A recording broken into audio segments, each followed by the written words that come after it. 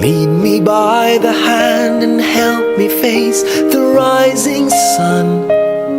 Comfort me through all the pain that life may bring. There's no other hope that I can lean upon. Lead me, Lord, lead me all my life.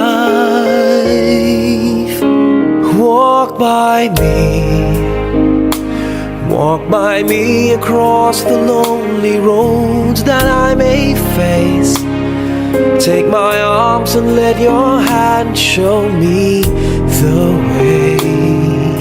Show the way to live inside your heart all my days, all my life.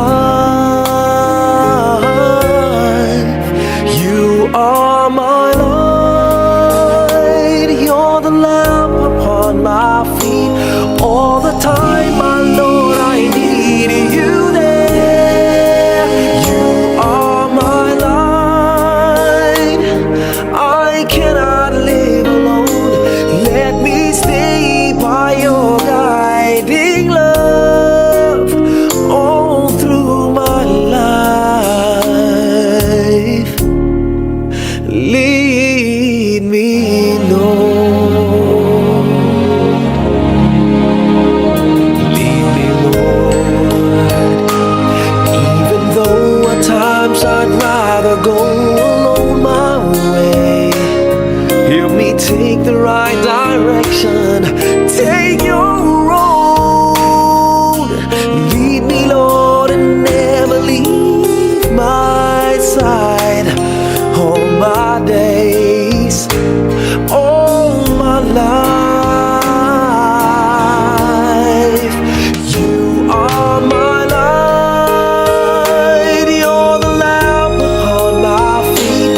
All the time, my Lord, I need you there.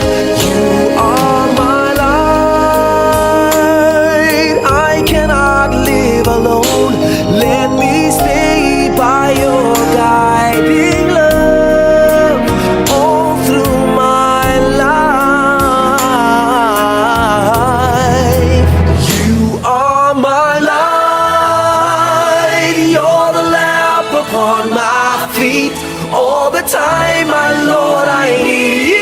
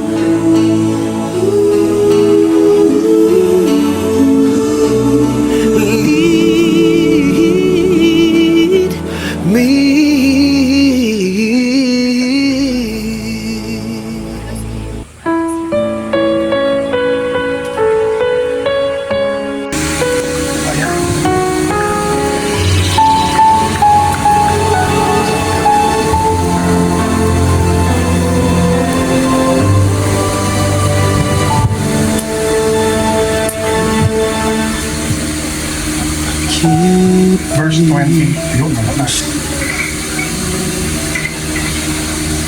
Sabi po sa verse 7, chapter 2, verse 7, And the Lord God formed man of the dust of the ground, and breathed into his nostrils the breath of life, and man became a living soul.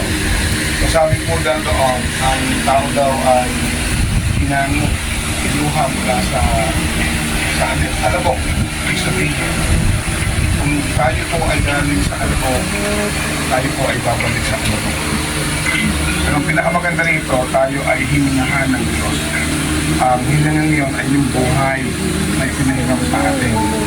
So, ang nangyari po kay Nanay Meli, siya po ay pinahiram, kasi pahiram po ang buhay. At ang may karapatan po dyan ay ang nagmamay-ari upang siya ang kumuha. Pero yung katawan po Nanay Meli, dahil siya po ay galing sa alabok, siya po ay magiging alabok, just like you and me. no, mangyayari po yung isang araw. So alam ko na napakahirap, masakit ang mawala ng mahal sa buhay, pero ang pinakamainam doon, tanggapin natin sapagkat siya po ay nasa mas maganda ng lugar kumpara po sa lugar na meron tayo. So, ang gagawin natin, pwede na pong tumingin, pwede, yung mga kaanak, ito po yung po kaibigan, pwede na po kayong umikot after kung banggitin po yung Psalms chapter 23. Pagkatapos nun, mag-pray na po tayo doon at pagkatapos nun yung po mga kaibigan, kapag-anak,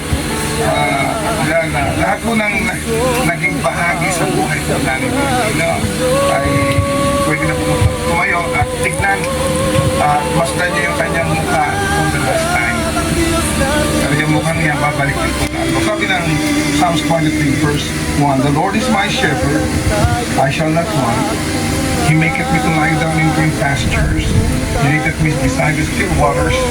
He restoreth my soul. He leadeth me in the path of righteousness.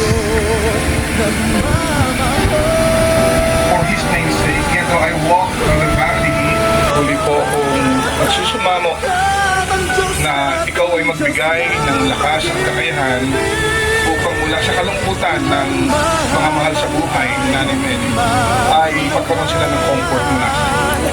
Dalahin ko, O Diyos, ang iyong pag-iingat, ang iyong pagmumuna sa mga gagawin pa pangunaon sa mga ganun. Uli, maraming salamat po.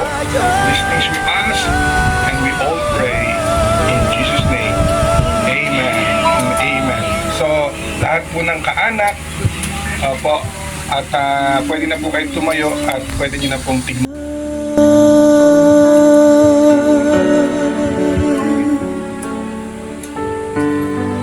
Yung mga mag-final viewing po, kindly create a line na lang po in this side and exit na lang po tayo sa other side po.